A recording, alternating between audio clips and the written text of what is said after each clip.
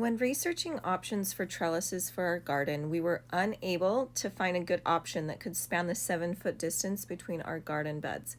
Anything that we found would have to be custom made and very expensive.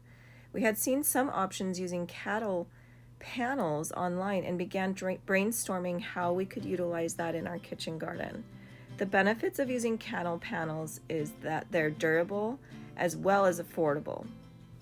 We were able to build these cattle panel trellises for a little less than $100 each.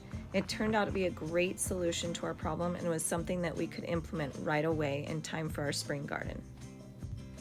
We decided to cut the panel into 2 pieces because we wanted narrower trellises for our raised beds. It is commonly seen to have trellises that are the standard 5 feet wide and 16 feet long, but I was concerned about too many shadows on my vegetable garden. We used a grinder to cut each trellis, and we counted the squares to ensure that we had the correct dimensions for each trellis.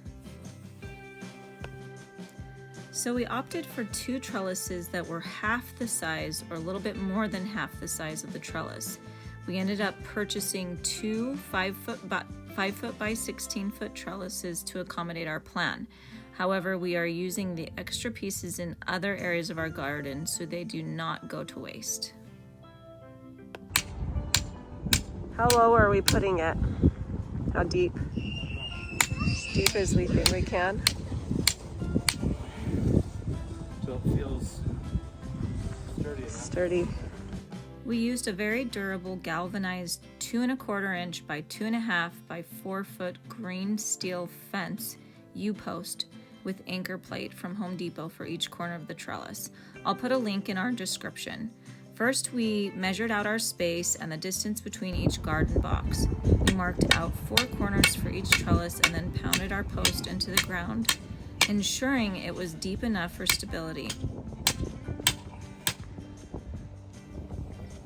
You can see here we had initially pounded 4 posts in and decided that it was a little bit too far away and the top of the trellis wasn't going to be high enough.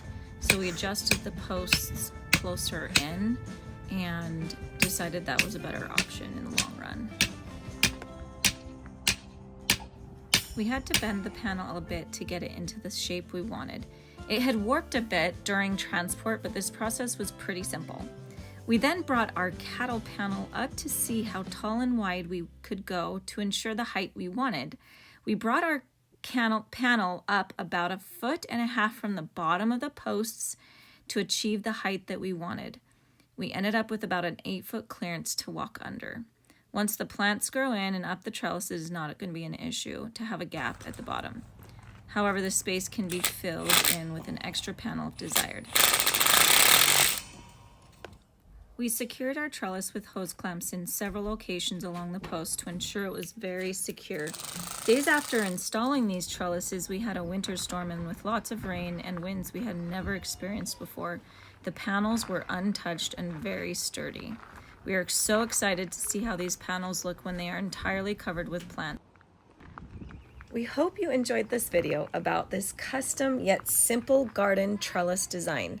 Shoot us any questions you may have in the comments, and don't forget to like, save, and subscribe for more outdoor DIY projects in the future by the Kitchen Gardens. God bless and cheers. Happy gardening.